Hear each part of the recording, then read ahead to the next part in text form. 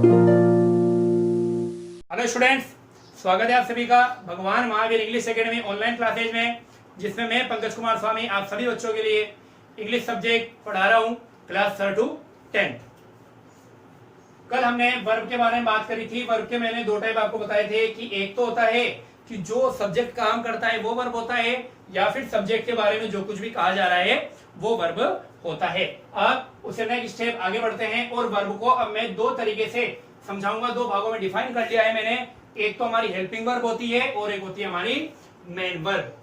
Helping verb और main verb ये आपने पहले भी पढ़ रखा है, एक बार और इसे अच्छे से समझेंगे कि हेल्पिंग वर्ब और मेन वर्ब क्या होती है।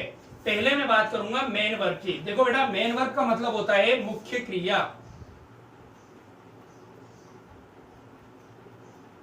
मुख्य क्रिया, मुख्य क्रिया का मतलब है आपके सेंटेंस में जो मेन काम हो रहा है वही आपका क्या होगा, मुख्य क्रिया होगी। यानी कि वाक्य में जो मेन एक्शन हो रहा है, मुख्य काम हो रहा है, वो क्या कहलाती है, आपकी मेन वर्ब कहलाती है। जैसे अगर मैं कहूं पढ़ना, तो पढ़ना एक मुख्य क्रिया है और इसको इंग्लिश में कहते हैं रीड। अगर मैं कहूं लिखना,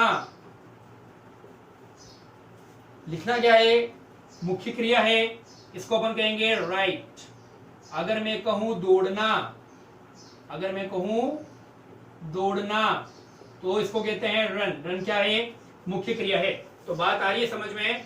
आपके वाक्य में जो मेन एक्शन, वापस से सुन लेना, आपके जो वाक्य है उसके अंदर मेन एक्शन हो रहा है, मेन जो काम किया जा रहा है वही आपकी क्या होती है, मुख्य क्रिया कहलाती है। अब मैं बात करूंगा हेल्पिंग वर्ब की। तो हेल्पिंग वर्ब का मतलब होता है सहायक क्रिया। क्या बोलते हैं इसको हिंदी में, सहायक क्रिया। इसका मतलब ये किसी ना किसी की सहायता करती है। किसकी सहायता करती है, तो ये करती है मेन वर्ब की सहायता। तो अपन लिखेंगे मेन वर्ब यानी कि मुख्य क्रिया की सहायता करने वाली वर्ब्स क्या कहलाती है, हेल्पिंग वर्ब्स कहलाती है। क्या कहलाती है बेटा, हेल्पिंग वर्ब्स कहलाती है। कोई दिक्कत? अब देखो इसी के अंदर मैं आपको बताता हूं सेंटेंस के अंदर। जैसे मैं लिखूं he is reading a book. अब देखना बेटा, यहां पे ये जो रीडिंग है ये मेन वर्ब है। रीडिंग की सहायता कौन कर रहा है, इज सहायता कर रहा है। मैं अगर इज नहीं लगाऊंगा तो मैं यहां पे रीडिंग नहीं लगा सकता।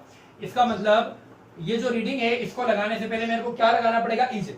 तो इसकी सहायता कौन कर रहा है, इज सहायता कर रहा है। ये क्या होगी, हमारी हेल्पिंग वर्ब होगी। एक और सेंटेंस देखो बेटा, I was listening to song. I was listening to song. अब देखो यहां पर मैंने लिसनिंग जो लिखा है इसकी सहायता कौन कर रहा है, वॉच कर रहा है। कौन कर रहा है, वॉच। तो लिसनिंग हो गई मेन वर्ब और वॉच क्या हो गई, हमारी हेल्पिंग वर्ब। एक और देखो, ही has finished his work। अब इधर देखो बेटा, ये जो फिनिश्ड है ये आपकी मेन वर्ब है। इसकी सहायता कौन कर रहा है, हैज। यानी कि ये हमारी क्या हो गई, हेल्पिंग वर्ब। तो आपने इन तीनों ही एग्जांपल में देखा कि सर जो हेल्पिंग वर्ब है ना वो मेन वर्ब से पहले आती है। बिल्कुल बेटा सही बात है। तो हम लिखेंगे हेल्पिंग वर्ब मेन वर्ब से पहले लगती है, याद रहिएगा। यानी कि अगर आपको कहे हेल्पिंग वर्ब और मेन वर्ब है, उनमें से पहले किसका स्थान आएगा, तो पहले हेल्पिंग वर्ब का आएगा, उसके बाद में कौन आएगा बेटा, मेन वर्ब आएगा। क्लियर हुआ? हेल्पिंग वर्ब क्या होती है, मेन वर्ब क्या होती है, क्लियर हुआ? इसके अंदर भी लिख देते हैं, यह हेल्पिंग वर्ब के बाद आती है, बाद आती है। अच्छा, कौन कौन सी होती है जो मेन वर्ब है, जितने भी मेन एक्शन हैं, चाहे वो रीड हो, चाहे वो राइट हो, चाहे वो लर्न हो, चाहे वो हेयर हो, चाहे वो लाइक हो। यानी कि सर आप ये कहना चाहते हो कि वो सारी की सारी मेन वर्ब है जिनकी क्या होती है, फॉर्म्स होती है। हमने फॉर्म्स पढ़ी थी ना, किस किस को याद है? मैंने कहा था V1, मैंने कहा था V2, मैंने कहा था V3। अगर आपको नहीं पता है तो याद रखें। और उसके बाद में बेटा वर्ब की ing फॉर्म, ये सारी की सारी क्या होती है, मेन वर्ब होती है। अगर मैं कहूं रीड, सेकंड फॉर्म क्या होगी रेड, थर्ड फॉर्म क्या होगी रेड, और READING। लेकिन याद रखेंगे अपन हैज के पीछे ये नहीं लगाएंगे, हैज के पीछे ING, हेल्पिंग वर्ब के पीछे ING नहीं लगता है। याद रखेंगे हेल्पिंग वर्ब जैसे है वैसे ही आती है, लेकिन मेन वर्ब को अपन अलग अलग 4 तरीकों से लिख सकते हैं।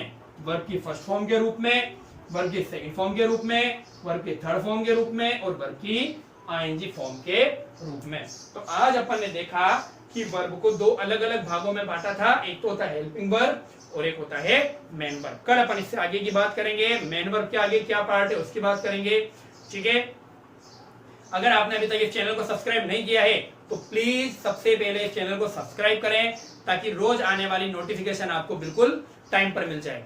और आपने अगर बुक्स वगैरह परचेज नहीं करी है तो बेटा बुक, स्टूडेंट एक चीज और रह गई थी, मैंने आपको मेन वर्ब के बारे में बता दिया था। हेल्पिंग वर्ब में देख लो कौन कौन सी हेल्पिंग वर्ब होती है, फिर वीडियो को कंप्लीट करेंगे अपन।